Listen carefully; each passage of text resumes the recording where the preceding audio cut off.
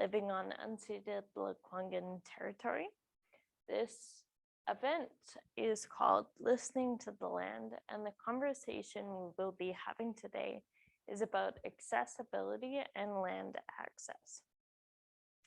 When I think about listening to the land as an overall theme, and I think about the topic of accessibility and land access within that, I think about those who cannot access their land, the Indigenous people who have been displaced through colonization and are systemically denied access to their land. I think about how right here on Lekwungen territory, the Lekwungen, Songhees, Wasanik, and Esquimalt peoples traditionally had access to this land to steward and sustain the edible landscapes created amongst the Giriok ecosystems and the coastal ecosystems of this land. I also think about the resurgent and resilient Indigenous peoples that continue to access and steward this land. Today in this conversation, we will recognize the barriers that prevent access, and we will also celebrate the experience of access, and that balance will continue on in this conversation and really set the tone for what we're trying to talk about here today. So before I jump into it, I just want to give a few moments for people to get acquainted with the chat function on this platform. If you feel comfortable, go ahead and introduce yourself in the chat with your name and the territory that you're zooming in from today. I'm not going to read these out loud, but it's just an opportunity to see who's all in the room, to feel engaged. And if you don't know the territory you're on, I encourage you to please take this time to research that. So we'll just take a few minutes here, and I'm excited to meet y'all through the chat function here.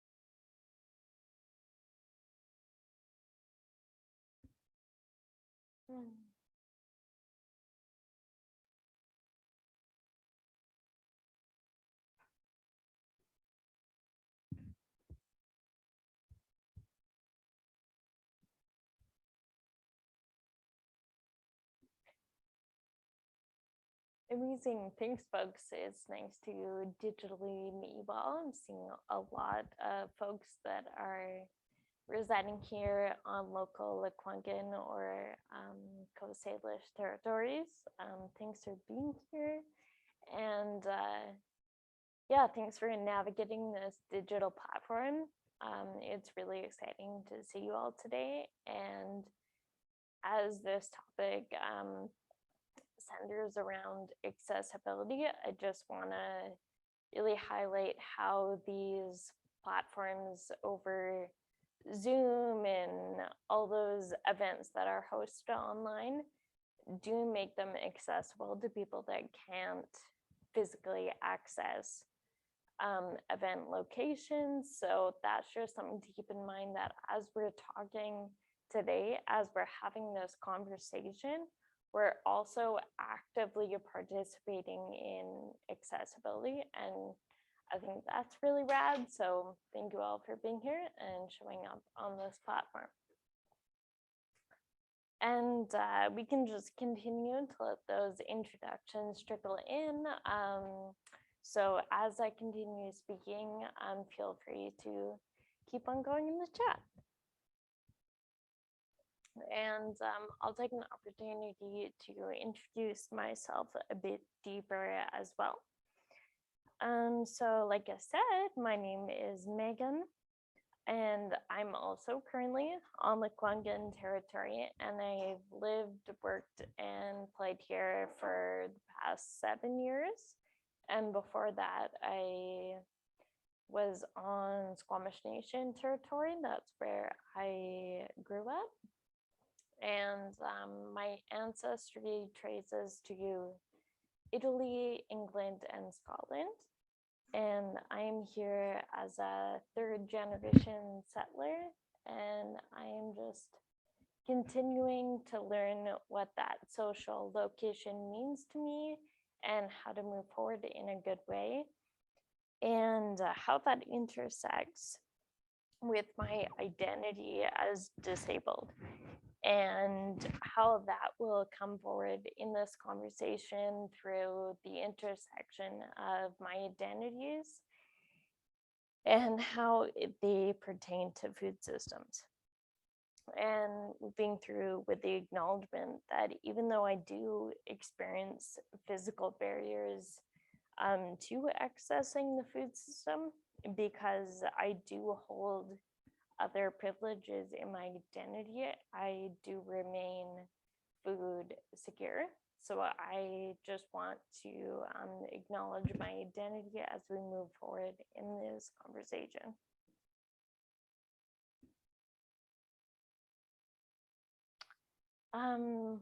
Okay, so first off, I want to begin this conversation talking about a project that I'm working on right now that I'm immersed in. So currently I'm working on a project with one of Sierra Fair's partner organizations called Growing Together. And we're creating a short film about the intersection of gardening and accessibility. And at first, when I came into this project, I really wanted to push a radical narrative. I wanted to advance disability justice and align this project in an explicitly political way. Before I began this project, I really didn't think that talking about ramps and talking about raised beds was going to be enough to really do this topic justice. And as the project unfolded, I was entirely humbled. On one of our first days, I went on a tour of an accessible garden. The steward of this garden, who also lives with a physical disability, could navigate and access every aspect of their garden while using their mobility aid. They knew what they wanted to eat to support the dietary needs of their disability. And in their garden, they grew most of what they needed to achieve that. This was a really profound experience for me, because most of my background at the intersection of accessibility and gardening has been conducting accessibility audits at communal gardens. So essentially, I would just walk or roll around and identify the infrastructure within a garden that doesn't work, that I couldn't access, that I was denied to because of my physical limitations. And I found myself in an environment that did totally work for me on this garden tour.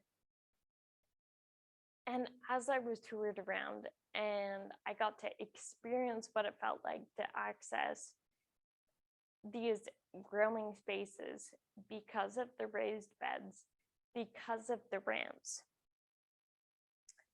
I realized it was really radical.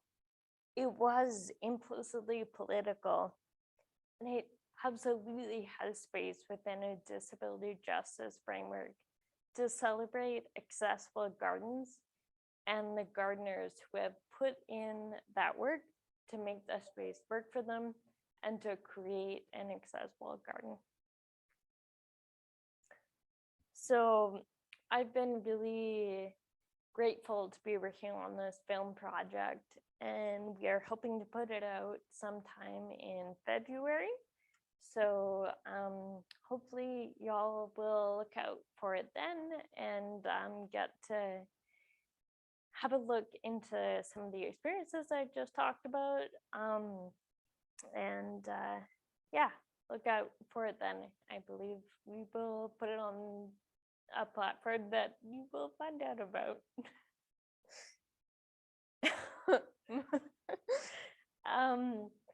And so moving forward, as much as it has been really powerful to celebrate within these communities, I want to honor what drove my initial intention to radicalize this film.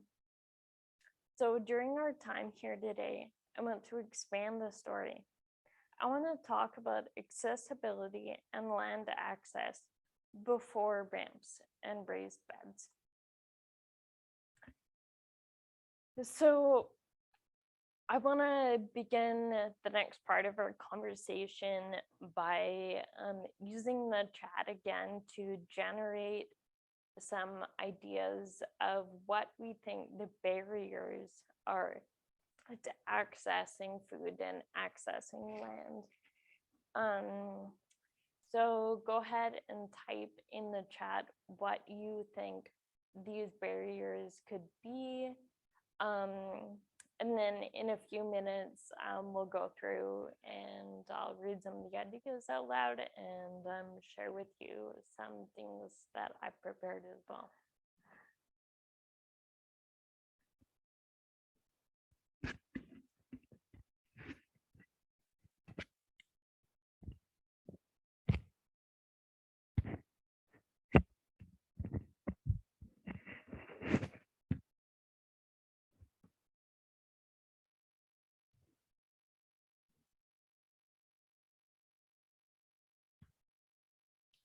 Doing a mic check.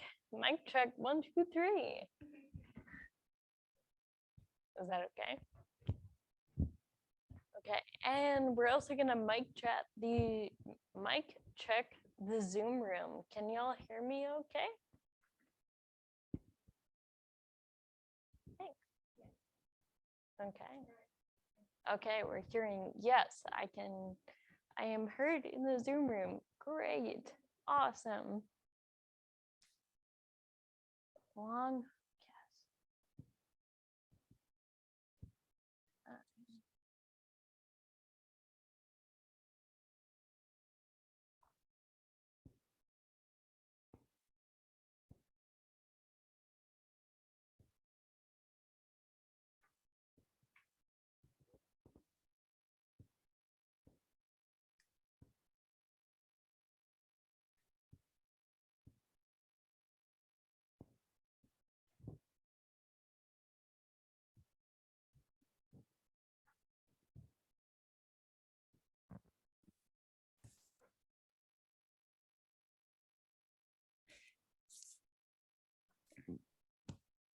Hey.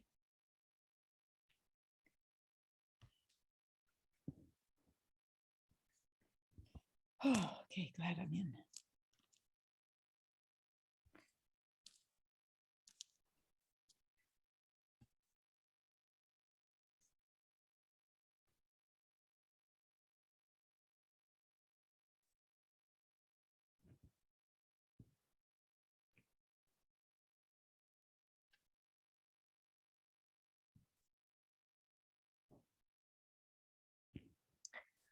Okay, so I'm reading in the chat here, and a lot of really important points are being raised here.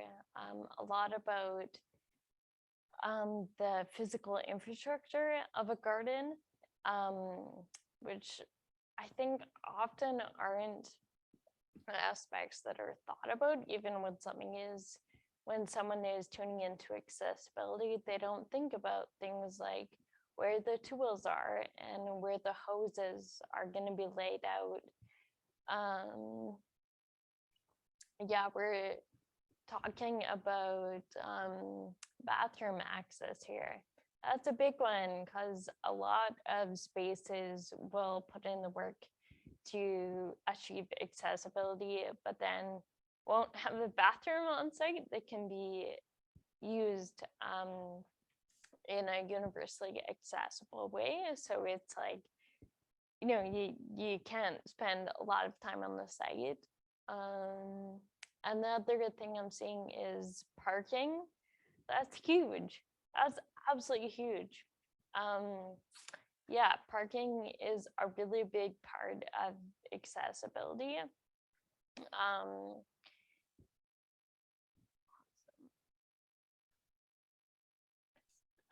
The type of ground, yeah, huge. You can't roll over something that's loose and rocky, no matter how wide the path is, no matter how even the grade is, you can't roll over it. So, for sure.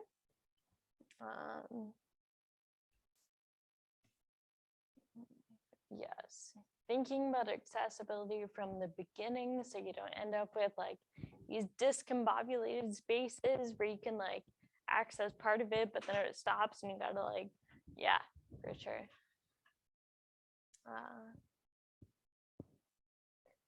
Awesome. We're already seeing some like folks coming in with ideas to address these barriers. That's awesome. I love the enthusiasm. I love the ideas. Totally.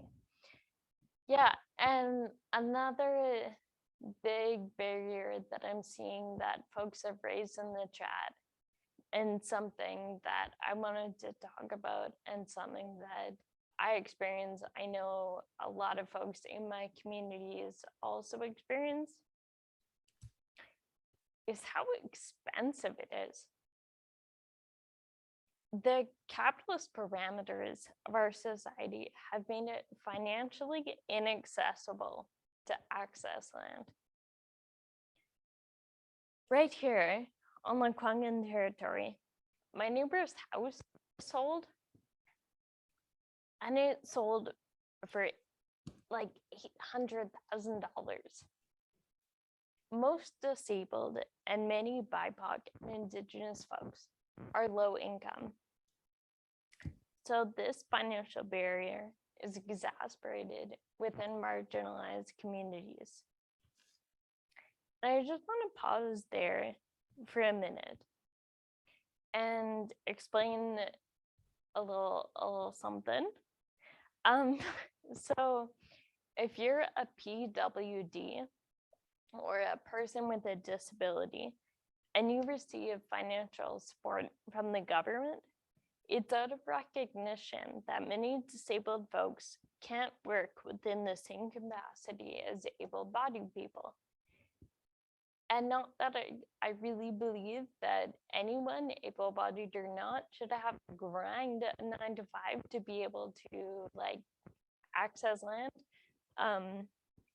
That's kind of an aside, but anyway, government aid actually comes in lower than what the government deems the poverty line, based on annual income. So if a disabled person is relying on this financial support, it essentially denies access to land and access to growing.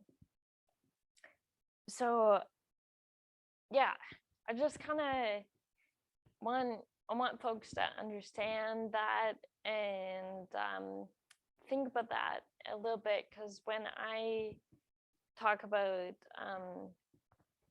land access and accessibility before raised beds, before ramps.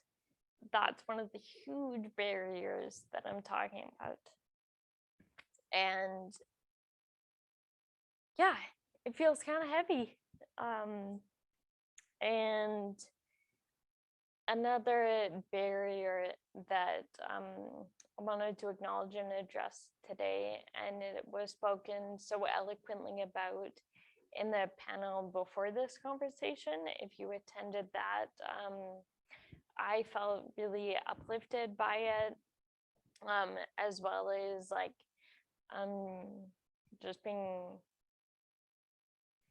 being there in like a place of learning and hearing,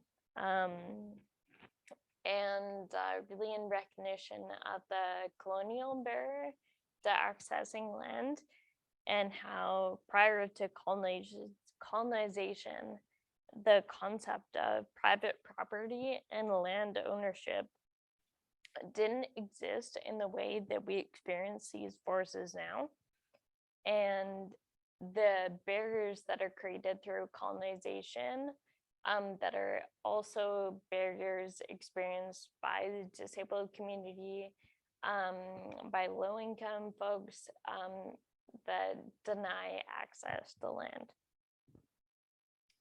And for those that hold multiple and intersecting oppressed identities, inaccessibility is really doubled down on here. So the point that I'm trying to make here is that we can't put ramps and we can't put raised beds on land we can't access. So absolutely, we need to be structuring our landscapes and building accessible infrastructure and systems, but we can't just build accessible infrastructure back up. We can't just build accessible infrastructure over top of inaccessible systems to achieve accessibility. We really need to go deeper.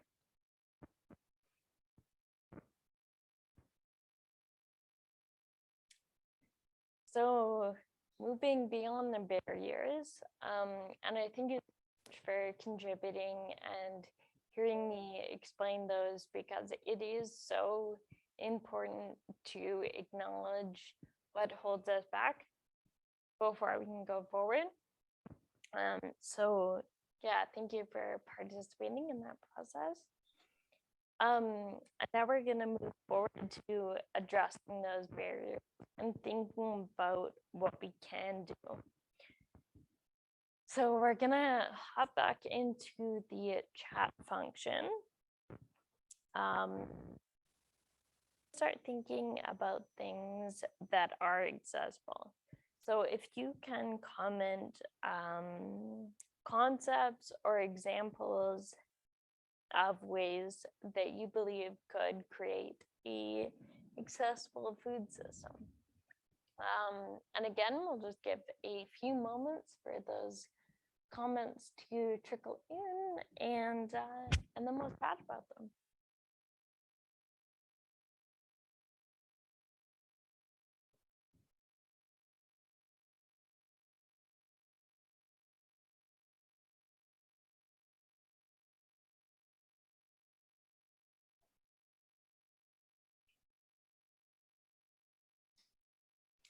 Totally, and I'm just seeing a note in the chat here about how disabilities can be invisible, including mental health and chronic pain. And yeah, absolutely. Like when I navigate the spaces, I kind of balance between having an invisible disability that isn't recognized when someone sees me stationary, but when I begin to move around these spaces and I'm with my mobility aids, then I am socially recognized as disabled. And I think it's so important to understand disability from an expansive point that includes all different ways of being in this world that aren't what we normatively expect from a person's body or a person's mind. And yeah, beginning to understand how people experience the world is a big part of understanding how we can create equitable access and experience in the world. So thank you for saying that.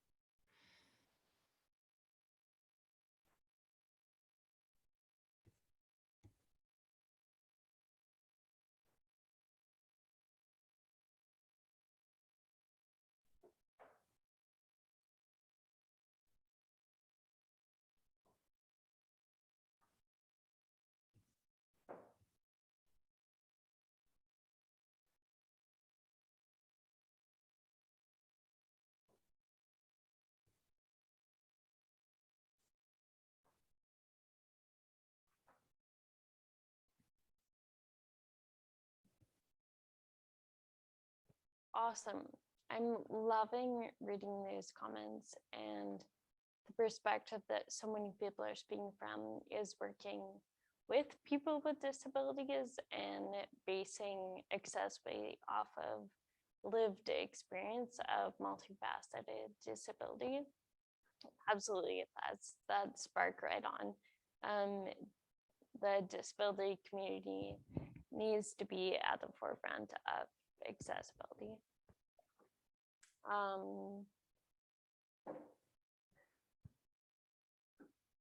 Mm,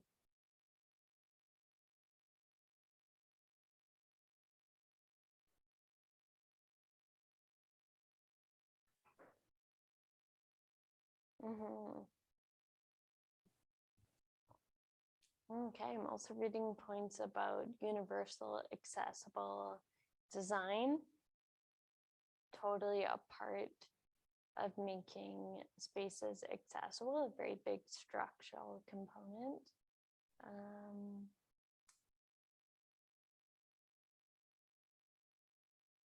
And I'm seeing a lot of comments about community-oriented spaces of accessing food, and community gardens has popped up a few times. And yeah, I'm so glad to see that raised, because community gardens are such a lovely space, and they're somewhere that I love being, and something I could talk about for quite a long time, because I think there is so much in the dynamicy of those spaces, and considering how one of the barriers that we talked about earlier in this conversation was about financial inaccessibility. That's really fitting with communal gardens because they don't require you to own land or to pay so much money to rent land and to grow on. So opening up communal spaces for growing is an incredible way to address the financial inaccessibility of growing food.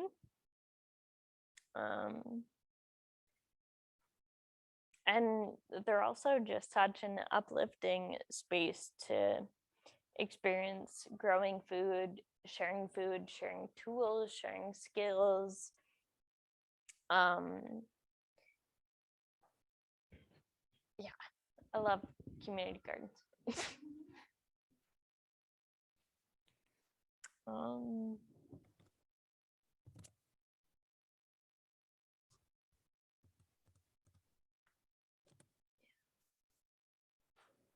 Yeah, and then in the comment section, we are hearing concerns raised within that, like and I think that speaks to the perspective that I was mentioning about the disabled community being the ones consulted and embedded in the process of creating accessible infrastructure.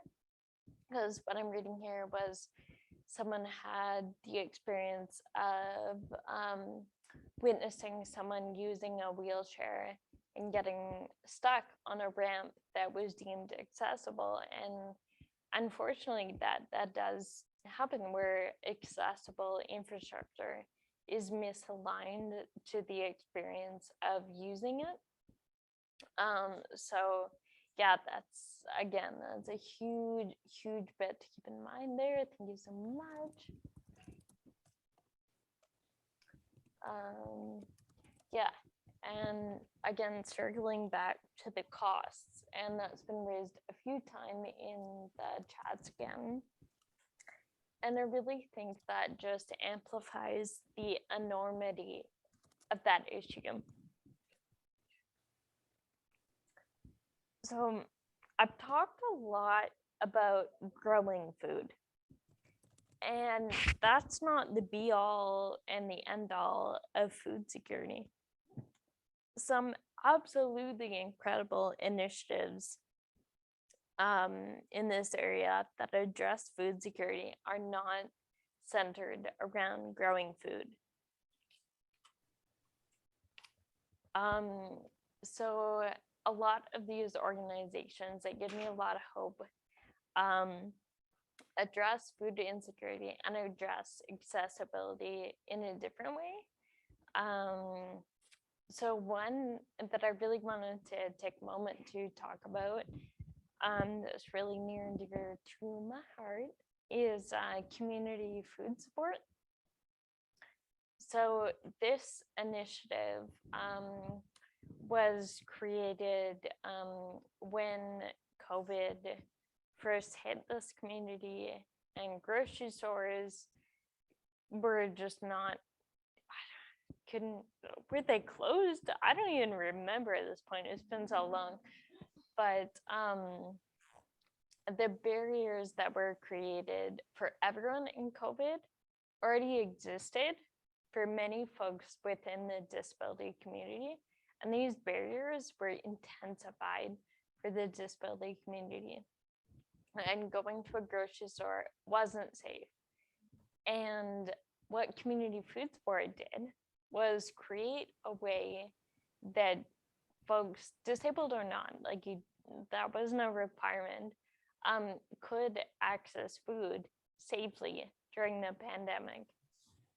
So what happened was like a bunch of like really amazing folks worked so hard to put together this program to essentially provide anyone who needed it, who wanted it, with free groceries right to their door. Once a week, and it's still ongoing. And every week around, I think it's like 70 or 80 families right now are delivered groceries every week.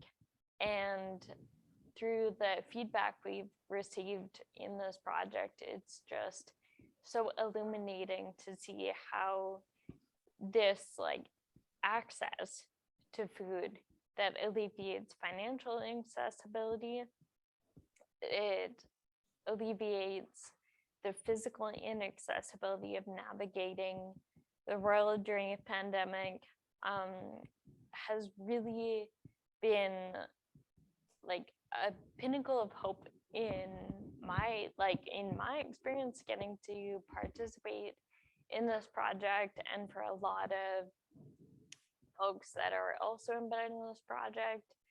And something that is so center in this project is the principle of mutual aid. So folks that get food are also the folks organizing the food. It's not like we're not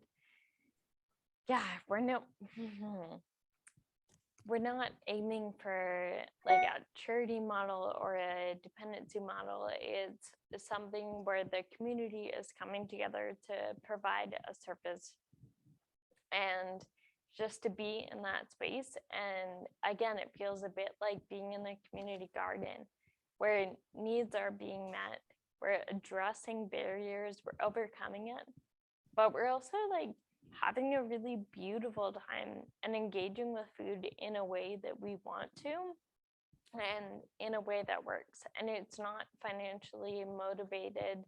The folks that are lovingly preparing and organizing to get the food where it needs to go are not being financially compensated for their labor. Like it's really just a beautiful project, and I'm so excited and proud of the community that is involved here. And if this is something you want to get more involved with, check it out on Instagram. I think maybe Facebook. I'm not really entirely sure. But it's something to get on board with, and it's something I'm really excited about. And I want to see more initiatives like it, like the community fridge that has gone in, which is in Rock Bay. So this initiative is also organized around the principles of mutual aid, where it's the community is coming forward to the space to engage in reciprocity, to take what they need, leave what they can. And yeah, it's beautiful. And when we were organizing this fridge, a really huge topic of conversation was around accessibility. And that came down to like measuring the height from the sidewalk to the fridge door, and like, is there room on the sidewalk to open the door to the fridge if you're like seated in a wheelchair or a walker? Are you gonna be able to open the handle if you don't have full wrist mobility? And yeah, it was just really encouraging to be part of a community that was having these conversations.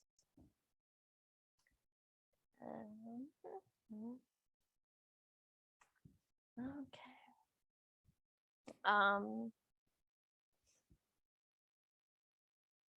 And another organized community initiative that I was going to talk about a bit, but there is actually a session on it later today.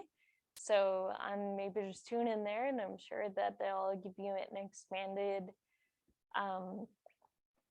discussion and insight into what that is, which is red cedar, which is just amazing. Big, huge love and gratitude to the folks there.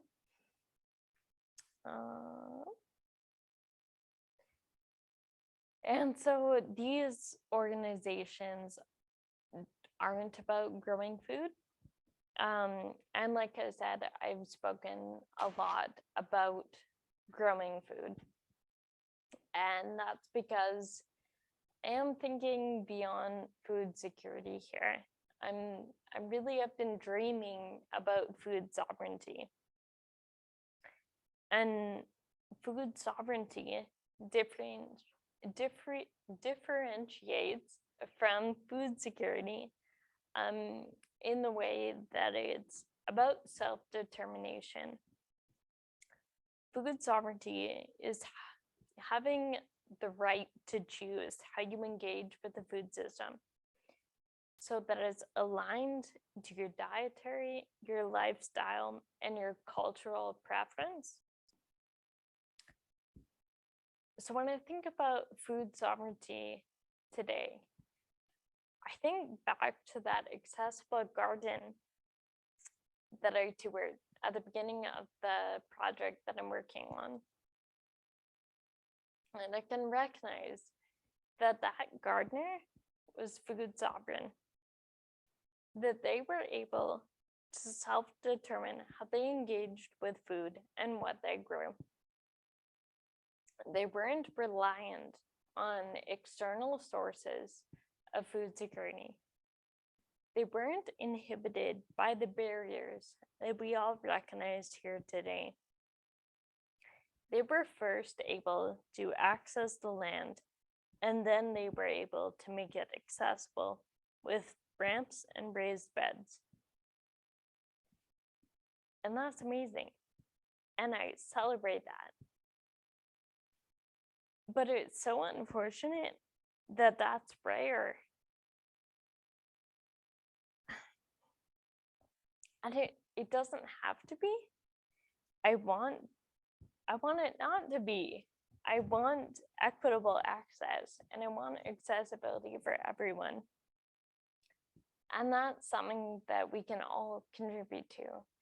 And that's something that we can contribute to by getting invested and engaged with the organizations, with the initiatives that we came up with here today. And it's something that we can contribute to in ways that don't seem directly embedded in the food system either. Because I do believe that, the systems and structures that we navigate in the world are all entangled in so many different ways. And I think contributing to food sovereignty looks like dismantling the patriarchy. It looks like resisting capitalism. It looks like unlearning ableism. It looks like being anti-racist, and it looks like decolonizing. And I say these things because I think what is truly going to make a sovereign and accessible food system is going to be a massive paradigm shift. And that was raised beautifully in the chat as well. I saw comments about attitudinal barriers. And I think that's exactly what I'm trying to get at right now, is that we as a society, as a community, as a whole, as ourselves, as everything, we need to recognize these barriers, and we need to move beyond them. And we need to do that together, which is something that was, again, so eloquently spoken about in the panel this morning, is that we do need everyone, and we need to make this transition. And when we make this transition, we need to recenter it, the voices, the wisdom, and the knowledge that has been displaced. And yeah, we really need to listen. And when Indigenous voices say land back, we need to hear, and we need to recognize land back as a sovereign and accessible food system. So that is actually all I had written down that I plan to share with y'all today. But I would like to open up the chat function again. And I'm going to, stay online. And I really want us to get into a conversation now. So whatever has come up for you during this conversation, let's talk about it. So up in the chat and I will be here and we can discuss.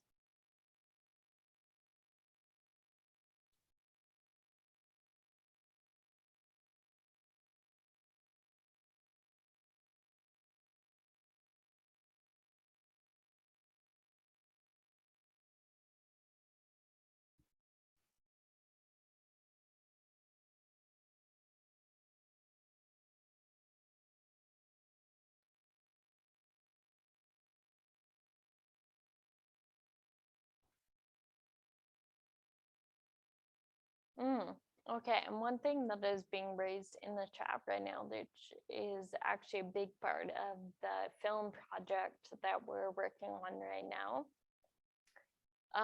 is that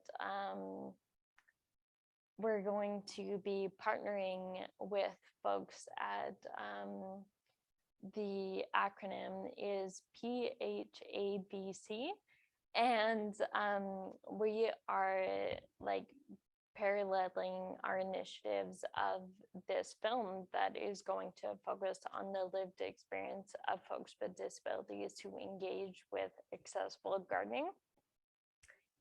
And we're going to be presenting and showing the work that they put in to make a accessibility toolkit, which is a document that will express universal design suggestions and current best practices to make spaces like accessible or like community gardens more accessible. And I'm really excited about this project because, like I said, I used to, or I still kind of every now and then do accessibility audits of gardens and other areas, but having this toolkit will give reference to what this space looks like. So we're not coming into these spaces being like, okay, what does accessibility look like? These toolkits will have the answers to that. And it's not like in a way where it's like you're going to achieve accessibility by like putting these checks in the boxes. That's not what we're working towards here. What we're designing is a framework, which then we can use to balance with lived experience to create a truly accessible experience of gardening and food systems.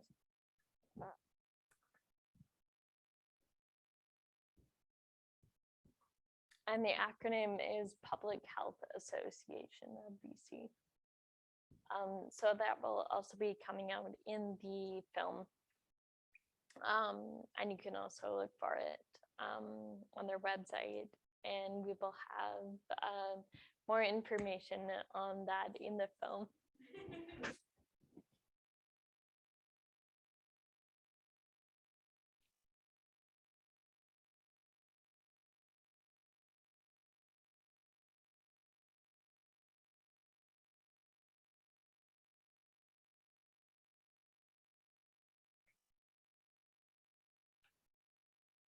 Amazing. I'm seeing some gratitude raised in the chat, and I reciprocate that back. Thank you so much for being engaged. It's always a wonderful experience getting the opportunity to engage with folks that are excited to learn more about the intersection of the accessibility in food systems.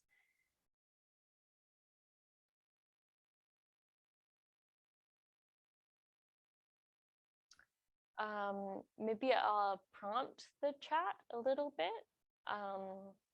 So perhaps we could talk about experiences within your own lives, whether you identify as disabled or not. If you have experience engaging with the food system, with which most people do, you can talk about what works for you to overcome any barriers that you might experience.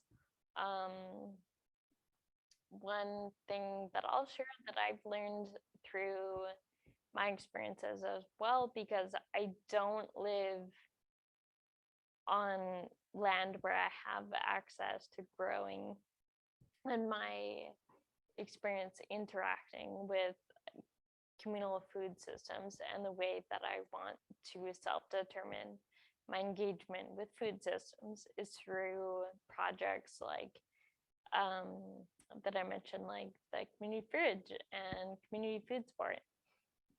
But I've also started sprouting, which is something I learned again on that first garden tour. And that's a really financially accessible way to grow food that works for my body. It doesn't require access to land. So that's been a really exciting thing for me to be watching my sprouts grow on my counter.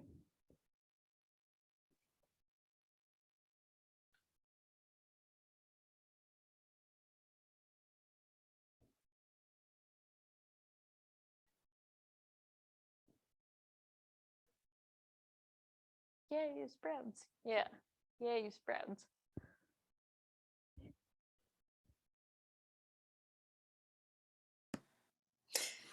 Are you trying to initiate a chat with all of us? Yeah. I could throw something into the verbal soup pot. I had the real privilege of my mom is a retired physiotherapist and she worked at a long-term care facility in Vancouver. And so this is a place where people have been rehabilitated to the best of their degree, but that they need some institutional help to get around. So everyone there was in wheelchairs. And I remember as a kid being really nervous of not knowing how to start conversations with people or how to volunteer. And that gave me such wonderful learning for when I became an adult, because I thought, I've got to do better than that. And so we ended up working as a community and creating enabling wheelchair accessible gardens at that same center. And so I think, you know, my one really big piece of learning from that was that it all starts with friendship. Really, I think that that is the biggest thing that we need as a community and a collective and a society these days, is that understanding, empathy, learning, curiosity, societal change, attitudinal shifts, breaking down of barriers, all of the things that we are talking about starts with friendship. And it just means just choosing to show up and be friendly and listen and talk and share, and I think it just makes it a lot easier, because I think oftentimes we, myself included, we all conceptualize these things and they need to be conceptualized, but sometimes it's really simple too. So that's what I'd love to throw in.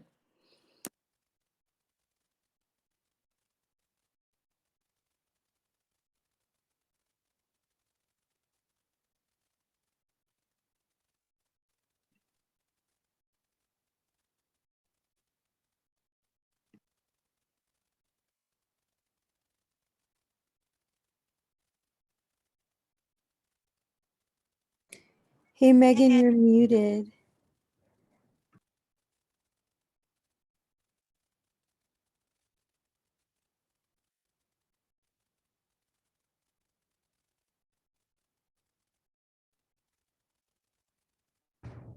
I don't know how to talk. Can you hear me? Yes. Okay, awesome. Yeah, I was just sharing gratitude for what you shared and really echoing that having the importance of relationship building be something that you took away from your experiences is, yeah, it's really profound. And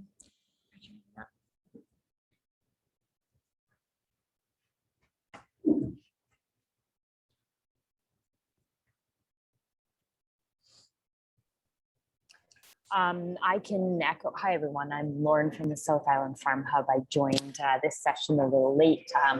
I just popped over from Matt Kemshaw's session.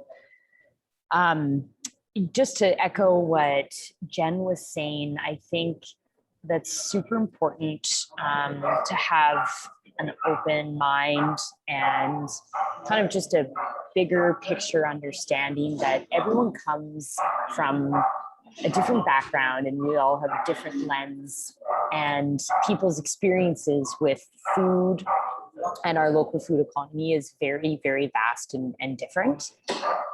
Some of my big learnings at the South Island Farm Hub have,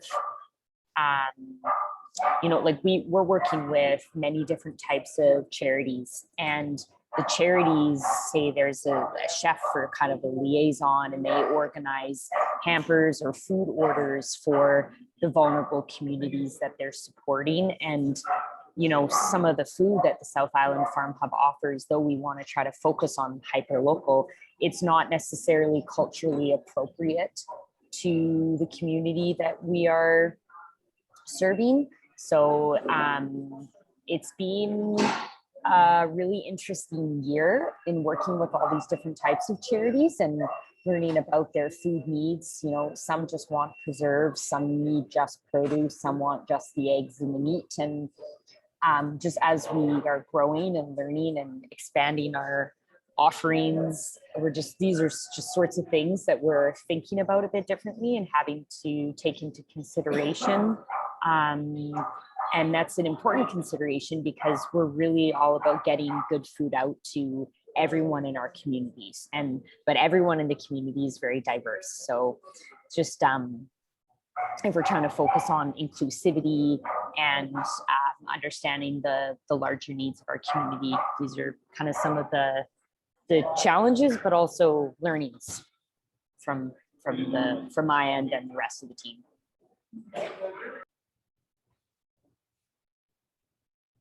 Awesome. Thanks, Lauren. Also, hi. nice to chat with you. I really thank you for that contribution. And I think that speaks again to the point that we talked about earlier of food security versus food sovereignty, and allowing folks that engage with the food system to self-determine what that food system looks like for them. So including cultural preference and cultural alignment is a huge part of that, and being able to maintain your identity through food sovereignty is a beautiful way to engage with food systems and a way forward as a society.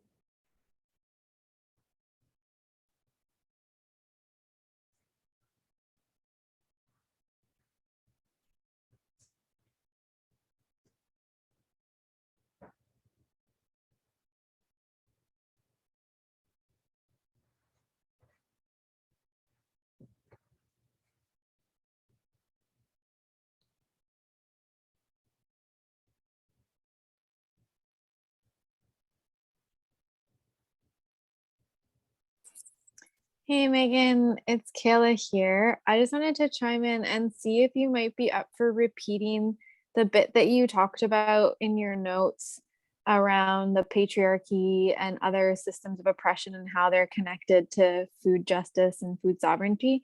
It just felt really poignant and powerful, and I was wondering if we could all hear it again. Yeah, I would love to. Yeah, thanks.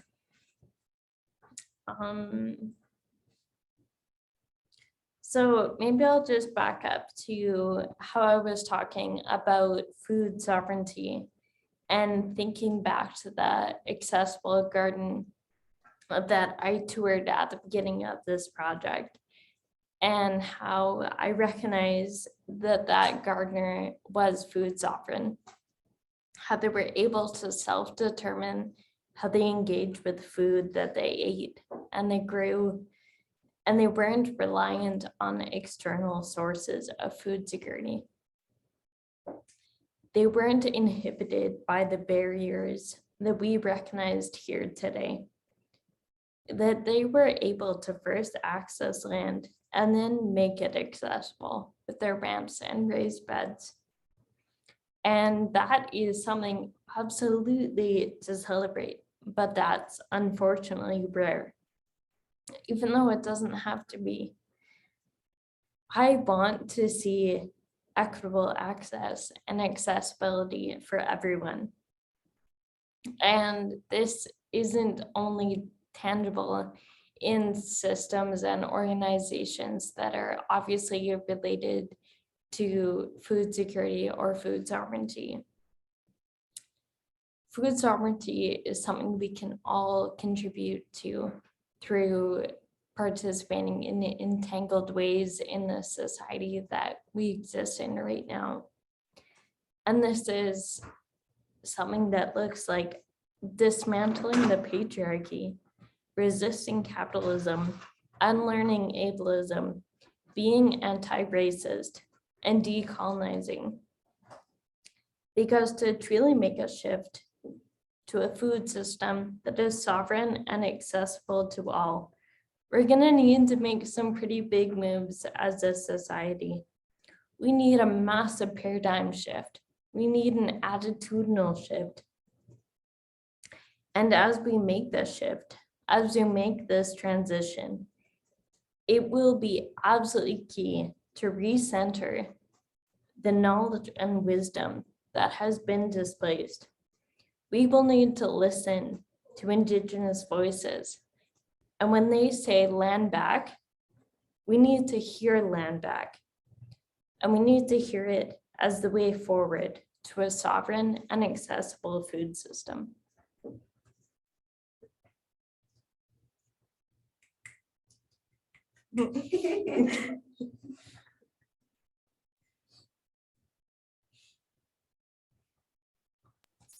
Really nicely said, Megan. Thank you.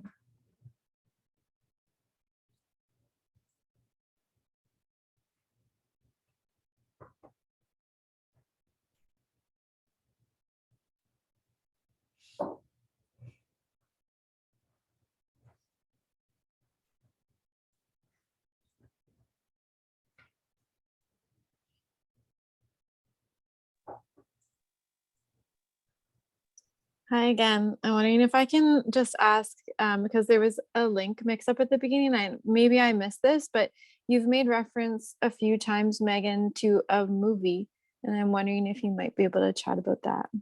Mm-hmm.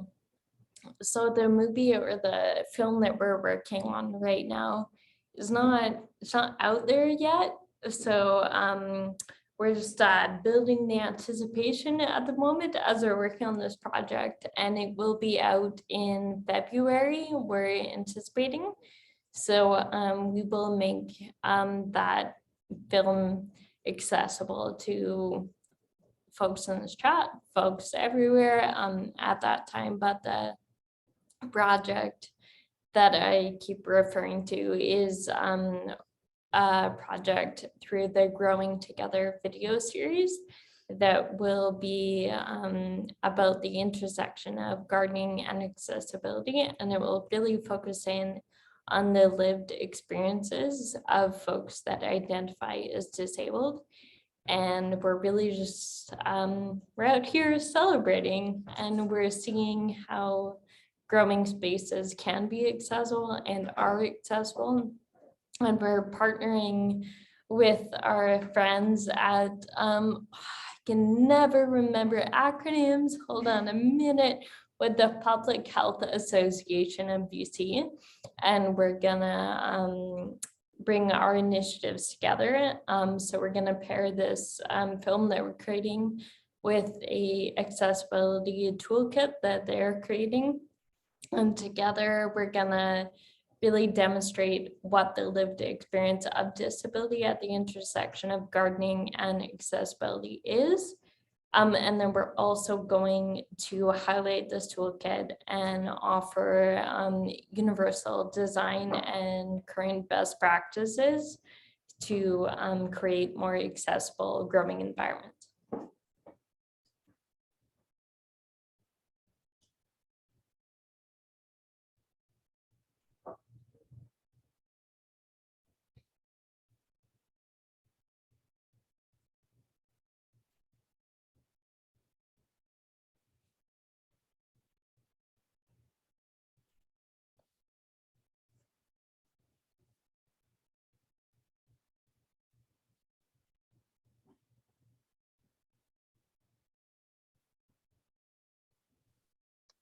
Hi, I just if I can just interject. My name's Nancy. I'm with the Gulf Islands Food Co-op, and thank you for this presentation. It's really opening my eyes to things, honestly, that we as an organization haven't accounted for and haven't considered before. So I really thank you for this. One of the things that you said that really resonated with me was the idea that you can't build accessible infrastructure on land that's not accessible. And, and in the Gulf Islands, we've got, we've got kind of a very rustic rural infrastructure at base. So being, roads with no shoulders, basically beaches that would be very difficult to access, or very difficult for many people to access, regardless of physical limitations. And then couple that with the absolute skyrocketing land values here, which has sort of taken, people who may have been interested in supporting the local food system as growers kind of out of the system and moved away. We have a lot of people who've retired here and who, are growing food, possibly for themselves, but it's more of a fun thing, maybe, not so much of the big thought of like food security and food sovereignty. And so it's just interesting. As an organization, last week we had a really great discussion with Judith from Papakinato, and we talked about how how when Indigenous plants are missing from the landscape, it also reflects how there is Indigenous erasure of culture in our communities. And I feel like there's a lot of that sort of just happening now on many different levels. So if we're looking at how can we make land, how can we prioritize land as a valuable part of our culture and our human experience, and us as part of the landscape, as was spoken about in the first panel, and at the same time make sure it's accessible to people with of all physical capabilities, and appreciate that that the farmland is sort of on top of Indigenous land, that so we're forcing farmland to happen over top of an Indigenous landscape that was a natural ecosystem unto itself. There's just it just feels like there's so much all sort of knitted together, and just coming at it from a rural perspective where I would guess, I don't know if this is appropriate interjection, I would guess that this community is difficult for a person with physical limitations to stay in. And so because of cost of living, but also just like being able to get around is very difficult. And also people struggling with mental health challenges. I would guess that there's not as many resources available here as are available in urban centers. So this idea of accessibility in a rural setting, I just feel it's a very interesting conversation to be having right now, because there are so many layers to it. And I really appreciate you bringing up this layer of it as something that we've never considered. And we, our organization encourages people to grow food. I mean, that's our big thing. It's like, grow food, just please grow food. And we haven't addressed as an organization what that means to someone with physical limitations. And I appreciate you. I really appreciate this conversation, you bringing this up. So thank you very much. Thanks. I'm not sure I had a question of any kind. I just wanted to bring all of that up. So thank you. Yeah, well, thank you very much for sharing that. And I can absolutely hear the wheels turning as you're like really listening to a lot of the conversation that we shared today. And that's a really encouraging sentiment to hear. So thank you for that. And yeah, it's profound, and it's in such a huge permeating way that colonization has come in and made land inaccessible. And another thing that I think of when I think about colonized land is colonized like ways of being and ways of knowing, and that couples with capitalism to produce this like individualistic mindset, and something that folks who identify as disabled encounter is the barrier of this individualized mindset, where we don't celebrate asking for support in this society in the way that that used to just be the way we existed and we coexisted on these lands. And through a lot of my experiences, like an accessibility strategy is a division of labor, and being able to support each other in the process of growing. Like, my physical limitations don't allow me to be in the fields all day, every day. I'm so excited about food systems, and I tried to work on a farm a couple of years ago and like literally just could not do it. And I felt discouraged for a little while, but then I was like, well, that's not the only way to engage with the food system.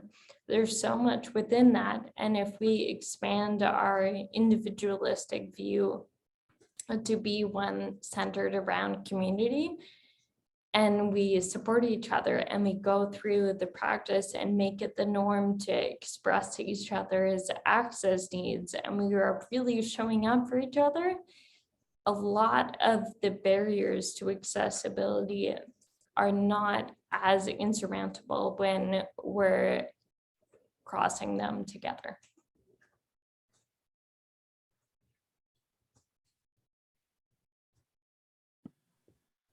I think I'd love to try and fumble my way through adding something, and that is to say, so for the last 12 years, was part of a fully wheelchair accessible garden, and that was in a city center and with sidewalks and with curbs and all of those things. And now I live rurally and I'm part of a farm and it's not accessible. And I am fully aware of that, and I also know that that cannot be a priority for the site because I know what accessibility is from that previous experience, and so I know how much like it just can't be our top priority at this time. And so I think I just want to try and acknowledge the idea that we collectively can do everything, and we can't each do everything, right? Like, we all play our part in a larger system, and we are a mosaic of efforts. And so not to feel bad about it, because I'm trying not to feel bad about that, but also that I just really want to acknowledge how everyone is listening so deeply, and that we're really staying open to all the learning that we need to do right now, because it's hard sometimes. And so I just see brave people all the time, and so I want to acknowledge that.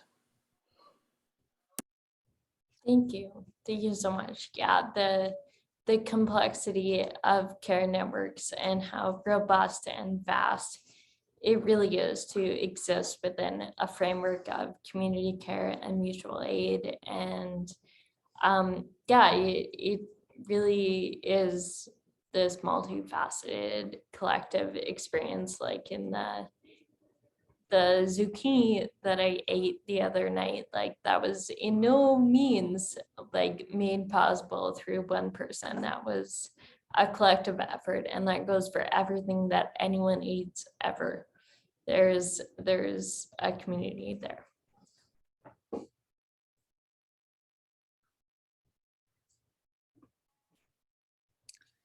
Hi, my name's Tara.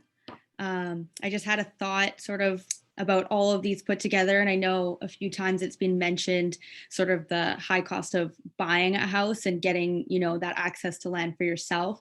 But I think something that's really important to note is like most of us around my generation are renters. And so the idea of our owning house, that seems out of reach, but just like the instability of renting in general as well. So like, even if you do have access to these food systems and these community support groups and community gardens, it's like, if your rental is not stable, which seems to be happening, it's you're moving every 5 or 6 months. So if you finally found a space as a person with disability, just, or even just a person in general, it's like, then you might lose access to that community garden that you've just put that effort into, and the community who knows your needs and maybe the initiatives you're working in, because you get pushed out of the city that you're in.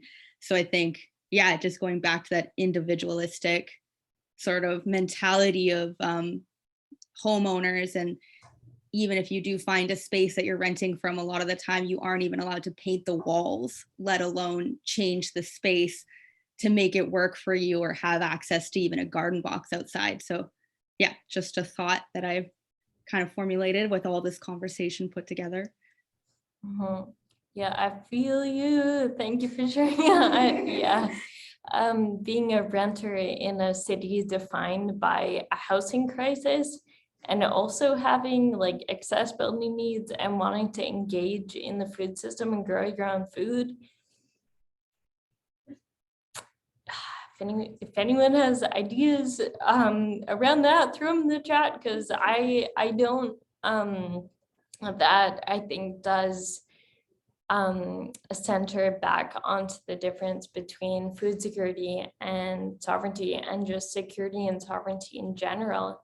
But then also like this kind of like very like tedious rental market. It doesn't feel secure. So it's like, we don't even have security and we're trying to get to sovereignty. It's like, yeah. It sometimes feels like a really, really big, arduous journey, and I commend everyone, and I have so much gratitude for the folks that are on this journey and in this process, and yeah, we're going through it together. So I thank you for raising that point. Hey, Megan. My name's Jen, and yeah, just thank you for your wisdom and vulnerability today. And just for the pace of this session, it's like, I feel like we've been able to just like sit in this space, and you created like a really nice nest. So thank you for that. And I'm just thinking about what we've been talking about, like how as a community there's hope. And I'm a renter in Victoria. Before that I was a renter in Vancouver. Very unstable sort of situations. But just thinking about, so I work with Jen Rashley, who's spoken up at the Sandown Center, and she had a dream and an offer that we were talking about, I think it was last week, Jen, but just thinking about her sharing her front yard garden space with myself and my husband. And she's in North Saanich and I'm in Victoria, but I'm out there often and thinking, you know, every time I walk around our neighborhood, any neighborhood, wherever I am, and I see lawns and I see potential for growing. And then it comes back to that collective of like, can we build relationships in our neighborhoods and open up space for food? And just build those friendships. But it needs to be like like a paradigm shift, like seeing opportunity instead of separation, I guess. Yeah. Okay, that got me excited. Can I tell a little story? So I was living in a bachelor pad just off Main Street in Vancouver, and I had grown up in my mother's garden, and I was going crazy because I had nowhere to grow. And so I walked down the block and I saw that there was a totally abandoned little strip of lawn between two parking lots between two apartment buildings. And I was like, I'm gonna guerrilla garden. And this was maybe 20 years ago now. And so, and it was like, oh, it was a junkyard, and oh, there was morning glory and all that. So I worked on it and planted some stuff. And then all these people started coming and leaning over the fence and saying, what are you planting in there? That's not how you do that. That's not how my grandparents did it. And all of a sudden, conversation started. And I really had this beautiful epiphany that it's like, I thought I was planting a garden, but really this is about growing community.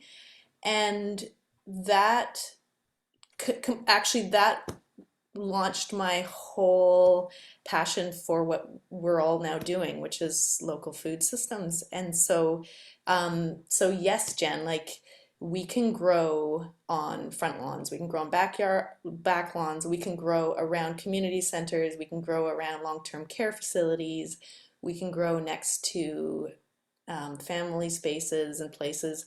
And in Vancouver, I was part of 2 such initiatives. And I bet if we all shared right now, we could talk about other initiatives that we've done. So, and it's contagious. Like people get excited about these things. And I think the big shift we need to do in our society is that we need to just be willing to step up and just start it. Like it just requires being a bit scary but going for it. And we're all doing that. I mean, we're all stepping into a place of bravery and strength. So I think we're here to encourage one another. Thank you so much. That's a beautiful sentiment to be wrapping up on. And we do just have 2 more minutes here. So I want to extend my gratitude for all of you engaging in the chat and in this conversation, and to Sierra Fair for hosting the space for me to share my experiences today. And I really just want to encourage everyone to uphold this conversation and continue it with folks in your community. Really think about accessibility and land access when you navigate through the world. And yeah, just really think about that, how it all comes down to community, and it comes down to a big old paradigm shift. And yeah, I wish you a great day, and thank you for being here, and thank you for continuing to hear and to listen.